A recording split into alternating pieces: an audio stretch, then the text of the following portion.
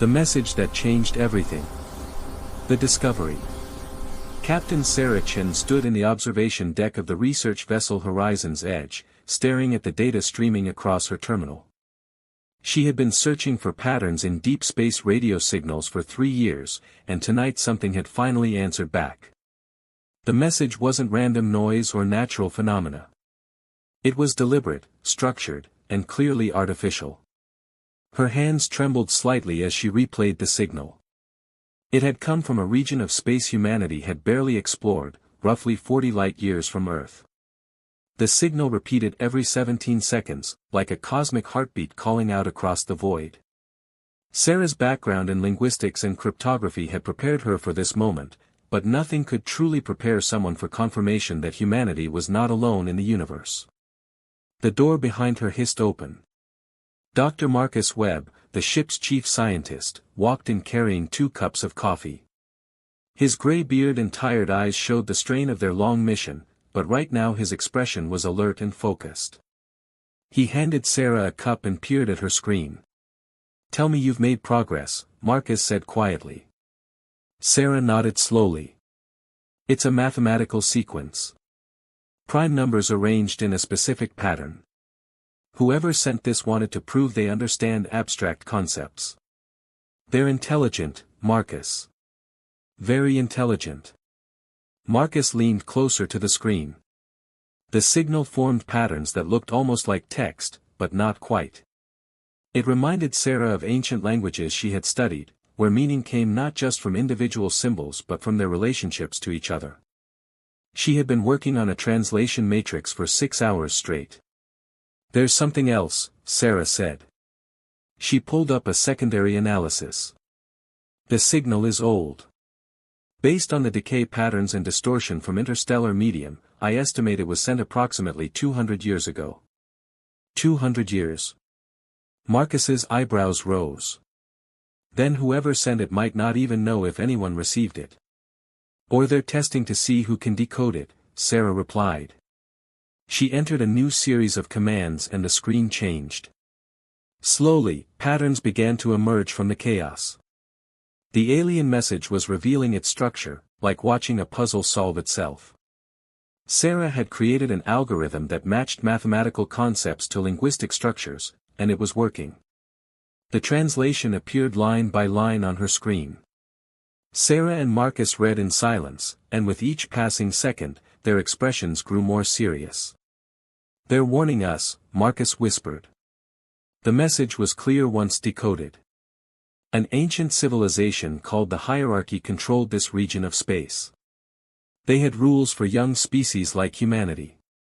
Rules about expansion, technology, and interaction with other civilizations. The message explained that humanity's radio signals had already been detected. Earth had been watched for decades. Soon, the hierarchy would make contact, and when they did, humanity would have to make a choice. Join the hierarchy as a subordinate species, restricted to a small territory and limited technology, or refuse and face isolation. No trade, no knowledge sharing, no access to the greater galactic community. The message made it clear that no species had ever successfully remained independent. The hierarchy was too powerful, too vast, too organized. "This is a threat disguised as an invitation," Sarah said. Her fingers gripped the edge of her console. Marcus stared at the message. "How long do we have before they make contact?" Sarah ran calculations based on humanity's current expansion rate and the speed of their radio signal spreading through space. "If they've been watching us, and if they follow their own protocols described in this message, I estimate they'll initiate formal contact within 5 to 10 years. We need to tell Earth immediately," Marcus said. Sarah was already composing the priority transmission. The Horizon's Edge was a civilian research vessel, but this discovery demanded immediate military and government attention. She encrypted the message using the highest security protocols available and sent it toward Earth at light speed. It would take years for the transmission to arrive, but there was no faster way. The response. 3 years later, in the United Nations headquarters on Earth, the Situation Room was filled with representatives from every major nation. President Linda Morrison of the United Earth government sat at the head of the table. She was a former military commander who had led the unification efforts that finally brought Earth's nations together under one banner. Her reputation was built on pragmatism and decisive action. General David Park, commander of Earth's defensive forces, stood beside a holographic display showing a map of human space. Humanity had established 12 colonies on planets and moons within 20 light-years of Earth. Compared to what they now knew about the hierarchy, this was nothing. The display showed the vast territory controlled by the alien empire, spanning thousands of star systems. Ladies and gentlemen, President Morrison began, you've all read Dr. Chen's report. The hierarchy has been watching us for decades. They will make contact soon, and we need to decide how humanity will respond. Ambassador Richard Torres from the European Union spoke first. The logical choice seems clear. We join the hierarchy, accept their restrictions, and gain access to advanced technology and protection. Fighting them would be suicide. Several representatives nodded in agreement. The numbers were overwhelming. The hierarchy controlled resources from thousands of worlds. Their military capabilities were described in the decoded message as unmatched. They had absorbed hundreds of younger civilizations over their 10,000-year history. General Park shook his head. With respect, Ambassador Torres, submission means stagnation. The message was clear about what subordinate species can and cannot do. We would be restricted to our current 12 systems. No further expansion. Our technology development would be monitored and controlled. We would essentially be children asking permission for everything. Better to be living children than dead heroes, another representative argued. President Morrison raised her hand for silence. General Park, what are our actual capabilities? Give us the truth, not optimism. The general activated different layers on the holographic display. Our military consists of 40 warships, ranging from destroyers to our 3 dreadnought-class vessels. We have defensive installations on all 12 colonies and Earth. Our weapons technology is adequate for conflicts between human factions, but we have no experience fighting aliens. We don't know their capabilities, their tactics, or their weaknesses. He paused before continuing. However, we have advantages. Human innovation has always thrived under pressure. Our research into quantum drives has made us faster at short-range travel than the hierarchy's ships, based on what we can infer from their message. Our computer systems are more advanced because we developed them independently. And we have something they might not expect. What's that? President Morrison asked. Unpredictability, General Park said simply. The hierarchy has absorbed hundreds of civilizations. They have protocols, procedures, expected responses. Every species they've encountered has either submitted or been destroyed. We can be different. We can surprise them. Dr. Elena Vasquez, Earth's chief scientist, spoke up from her seat. There's another consideration. The message was sent 200 years ago as a warning to whoever discovered it. That suggests there might be others who rejected the hierarchy. We might not be alone in opposing them. This caused murmurs around the table. The idea that other species might have resisted successfully was new and intriguing. President Morrison leaned back in her chair. So our options are clear. Submit and accept limitation, or resist and face the consequences. Before we vote, I want everyone to understand something. Humanity didn't reach the stars by accepting limitations. Every major achievement in our history came from refusing to accept what others said was impossible. She stood and walked to the holographic display, placing her hand on the image of Earth. Our ancestors looked at the sky and decided to fly. They looked at the ocean and decided to cross it. They looked at mountains and decided to climb them. They looked at the moon and decided to walk on it. Now aliens tell us we've gone far enough, that we should be grateful for the small space they're willing to allow us. The room was silent as President Morrison turned to face the assembly. I say we respond the same way humanity has always responded to those who try to limit us. We show them they're wrong. We show them that humanity doesn't ask for permission to exist. We take our place in the galaxy, not as subordinates, but as equals. That's a beautiful speech, Ambassador Torres said quietly, but speeches don't win wars against empires that have conquered thousands of worlds. No, General Park agreed, but determination, innovation, and the refusal to quit have won impossible wars throughout human history. The hierarchy expects us to be rational and submit. They expect us to calculate the odds and surrender. That's their weakness. They don't understand that humans don't always choose the logical path. Sometimes we choose the right path, even when it's harder. President Morrison called for a vote.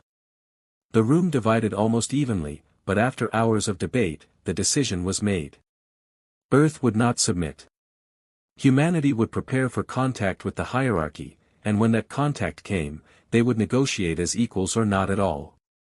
As the meeting ended and representatives filed out, Dr. Vasquez approached the president. You know this means war, probably within 5 years. I know, President Morrison replied. Which is why we need to spend those 5 years becoming stronger, smarter, and more united than we've ever been. Send a message to every colony, every research station, every ship in human space. Tell them what's coming. Tell them we're preparing. And tell them that when the hierarchy arrives, they're going to see something they've never seen before. What's that? A species that would rather fight for freedom than live in comfort as slaves. Sareth studied the displays for a long time. Finally, he spoke. There are others like us. Species confined to small territories, restricted in their development. Some have been subordinate to the hierarchy for centuries. If humanity truly fights, truly makes them pay a price for their dominance, it could inspire others. Will you help us? Michael asked. Yes, Sareth said quietly. Not because I believe you can win. But because someone should try. And perhaps, just perhaps, your human stubbornness will accomplish something our caution never could. Over the next year, Michael made contact with 4 other subordinate species. Each had their own grievances against the hierarchy. Each had knowledge to share. The Viridians understood hierarchy communication protocols.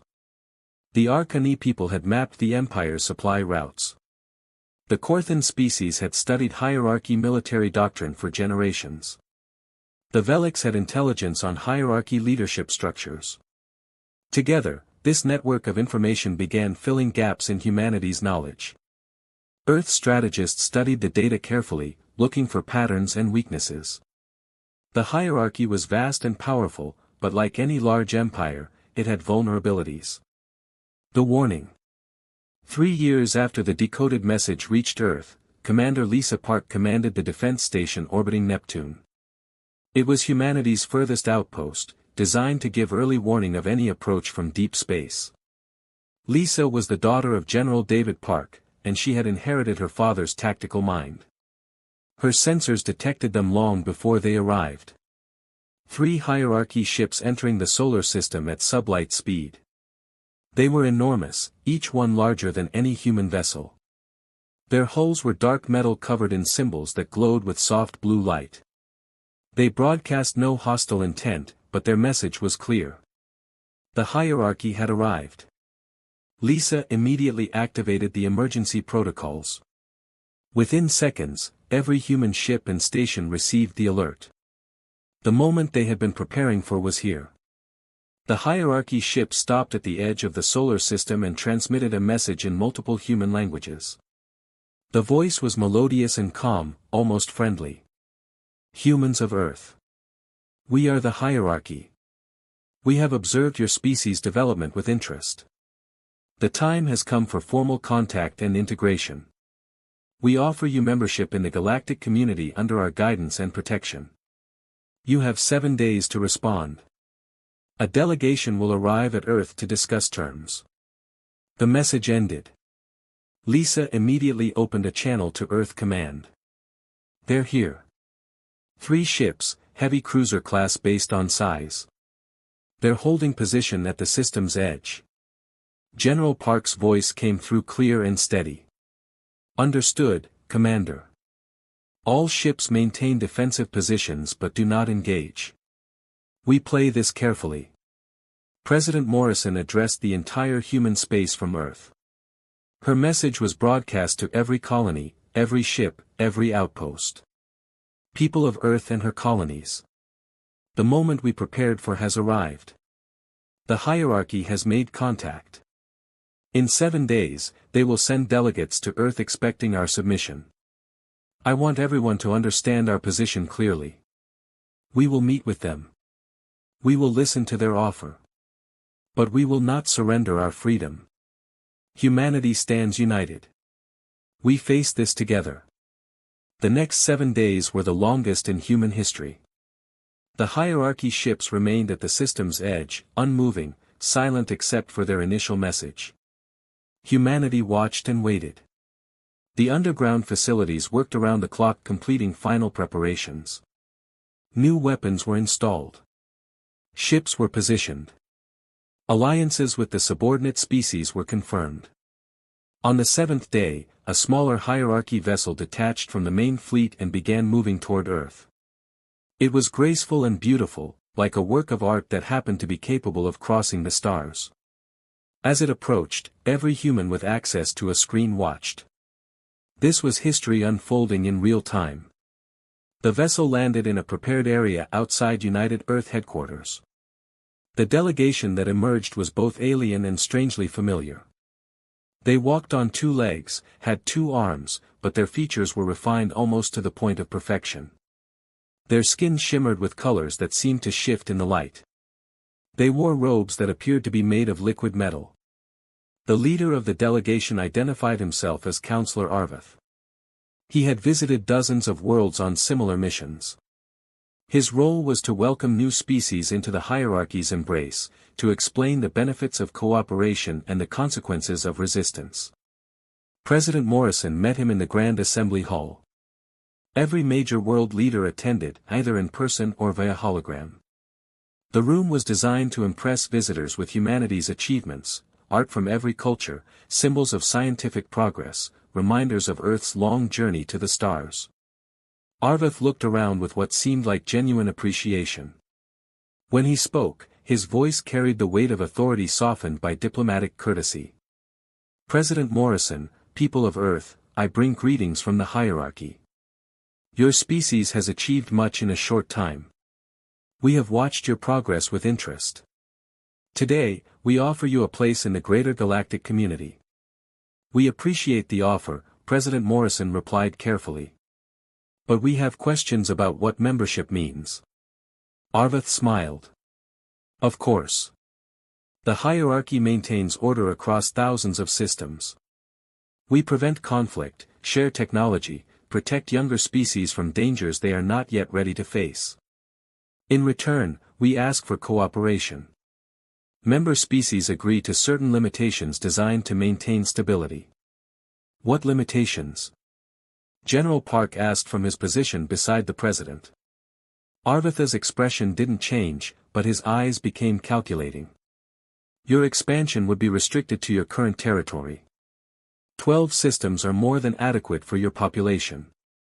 Military forces would be reduced and subject to hierarchy oversight. Your research into certain technologies would require approval. These are standard terms, accepted by hundreds of species throughout our history. And if we decline? President Morrison asked quietly. The room fell absolutely silent. Arvatha's smile faded slightly. Decline is not recommended. Species that refuse hierarchy membership find themselves isolated.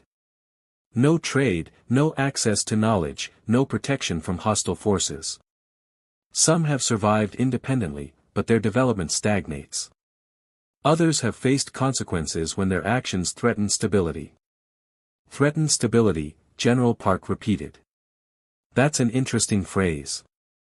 What exactly threatens stability? Unauthorized expansion into claimed territories. Aggressive military buildup. Development of dangerous technologies without oversight. The hierarchy has maintained peace for 10,000 years by preventing such behaviors. President Morrison stood. Counselor Arvath, I want to be clear about humanity's position. We appreciate your offer. We understand the benefits you describe. But we cannot accept terms that permanently limit our development and freedom. We propose instead a different relationship. Trade between equals, mutual defense if needed, but no restrictions on our growth or research. Arvatha's expression hardened. That is not how the hierarchy functions. Order requires structure. Structure requires rules. Rules require enforcement. Then we have a problem, President Morrison said. Because humanity has never been good at following rules we didn't agree to. We're willing to be your partners, your allies even. But we will not be your subordinates. The hierarchy delegation left Earth within the hour. Their ship returned to the waiting fleet at the system's edge. For 3 days, nothing happened. Then the message came. It was brief and cold, delivered by Arvath himself. Humanity has chosen isolation. The hierarchy will enforce this decision. Any human vessel that leaves your 12 systems will be disabled and impounded. Any expansion attempts will be met with force. You have made your choice. Accept the consequences. The 3 hierarchy ships turned and departed, accelerating to faster than light speed and vanishing from human sensors. They left behind a clear message: humanity was quarantined, boxed into their small corner of space, cut off from the galaxy. In the United Earth headquarters, President Morrison stood with her advisors. The decision had been made.